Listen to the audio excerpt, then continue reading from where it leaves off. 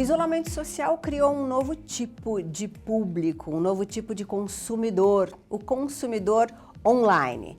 Dados mostram que nesse período em que a gente esteve em casa e ainda está, esse tipo de consumo cresceu 12%. Uma mudança de comportamento que em alguns casos serve como um agrado pessoal do tipo eu mereço, mas que também traz várias reflexões.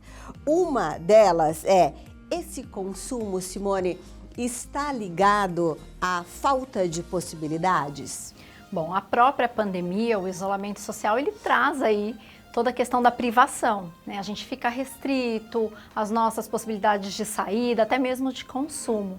Então, tem de fato uma mudança, né, no perfil do consumo ou no perfil do consumidor por conta do isolamento social. Você tem novas necessidades. Então, é natural, principalmente se a gente lembrar lá no início, né, da pandemia, é natural que a gente encomendasse mais coisa ali pela internet. E o curioso é que mudou muito até o tipo de produto, né? Se antes as pessoas compravam mais eletrodomésticos, eletroeletrônicos, as pessoas passaram a comprar itens de higiene. Primeiras necessidades. Primeiras necessidades, exato. Então você tem aí uma mudança até do tipo de produto consumido. Então a gente fala no consumo aí nesse caso como uma mudança decorrente da necessidade. Mas a gente sabe que não só por conta da pandemia, mas o consumo ele pode sofrer uma interferência grande por conta dos nossos impulsos. A gente pode comprar de uma forma mais impulsiva ou até mesmo mais compulsiva. Ó, eu não estou falando na primeira pessoa, definitivamente. Mas aquela pessoa que estava acostumada a ir nas lojas pessoalmente, essa pessoa se sentiu mais vulnerável diante da tela do computador? A pessoa que já tem um hábito maior de compra, imagina, você gosta muito de comprar ou tem uma tendência maior a comprar e de repente está tudo fechado, você vai achar uma forma. Vamos pensar, por exemplo, no comportamento do alcoolismo.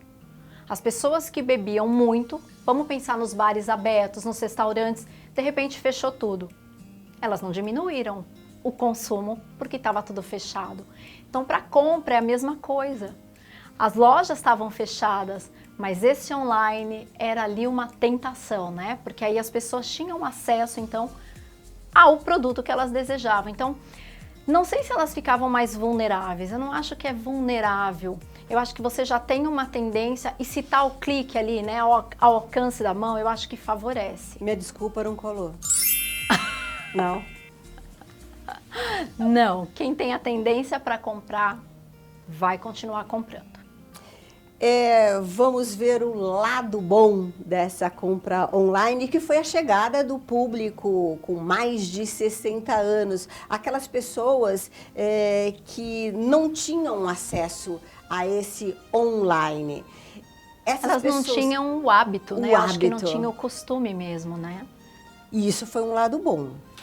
Isso foi uma mudança importante. A gente tem aí esse relato, né, das pessoas de mais de 60 anos que muitas vezes nunca tinham feito uma compra online e com a pandemia se viram inclusive com a necessidade ali de fazer esse acesso de... Você sabe que aumentou, inclusive, tem dados, né, dos supermercados, aí, das associações de supermercados, que aumentou muito, 5 vezes o aumento de vendas, então, de produtos, então, que são vendidos, comercializados em supermercado, para esse público acima de 60 anos. As pessoas não podiam sair, muitas têm até uma familiaridade com as tecnologias, né? Mesmo tendo 60 anos, as pessoas têm, né, familiaridade, mas não tinham o hábito da compra online. E às vezes até um certo receio, né? Você ouve muito algumas pessoas comentarem: ah, eu vou comprar online, mas eu fico preocupada em saber se eu vou receber mesmo aquele produto, se aquele preço não é um chamariz, né? Para eu ser enganado. Mas sabe, quando você fala isso, eu fico pensando a questão do impulso. Se por um lado, quem não tem o hábito de comprar online acaba sendo uma novidade, talvez de fato tenham essas dúvidas, né? Essa preocupação, Será que não estou sendo enganado, né? Por conta das propagandas ali, dos anúncios?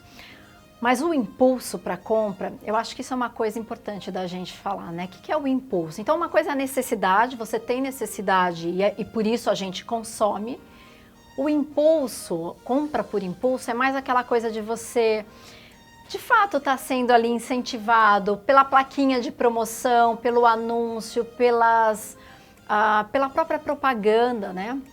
Então, tem muita gente que fala, olha, eu não posso ir ali ao shopping porque eu vejo o produto ali, eu acho bonito, eu acho que é a minha grande chance, tá com desconto, então é hora de levar. Quase chama o meu nome, né, na vitrine. Compra e depois já se arrepende. Isso é compulsão? Não, isso é uma compra por impulso. Aquela onde eu não avalio as possibilidades, não avalio a necessidade, depois muitas vezes ali me arrependo. Agora, qual a diferença para compulsão? Na compulsão, a compra não é feita por necessidade e ela não vai aí nesse ritmo do fui incentivado, acho que fui até manipulado ali pelas dicas do mercado. Não, na verdade há um consumo desenfreado, é quase que o comprar por comprar mesmo, e a pessoa tende a se arrepender. Muitas vezes, né, o relato das pessoas é, às vezes eu nem saí da loja e já estou arrependido daquela compra. Por quê? Porque não era necessária e muitas vezes na compulsão, como não se avaliam as condições, né, para essa compra, ou seja, ela vai no impulso também, mas ela é de forma repetitiva.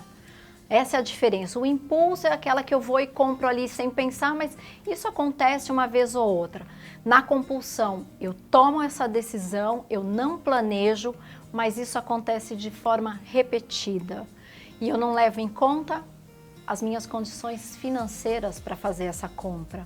Então, eu não levo em conta nem as consequências financeiras que essa compra vai me trazer. E mesmo gerando esse tipo de sofrimento, Simone, por que é tão difícil mudar, sair desse modelo? Porque na compulsão, a gente tem aí um fator que é muito curioso, né? Em geral, as pessoas compram, elas consomem, elas adquirem esses produtos, digamos assim, esses bens, em geral para suprir um vazio. Então, é muito comum o relato de compra compulsiva na ansiedade e na depressão. É quase que se eu comprar, eu vou sentir de novo aquela tranquilidade, ou eu vou sentir de novo aquela alegria. E isso vira uma bola de neve mesmo. Agora, isso não é à toa, né? A gente vai falar em mecanismos cerebrais. Então, a compulsão, por que ela acontece? Seja por compra, seja por comida, seja por álcool, drogas. Existe lá uma circuitaria que a gente chama, existe lá um sistema no nosso cérebro que ele é ativado, né? É o circuito de gratificação cerebral que a gente chama. Então você compra, e aí a gente não tem essa explicação, a ciência não tem essa explicação ainda.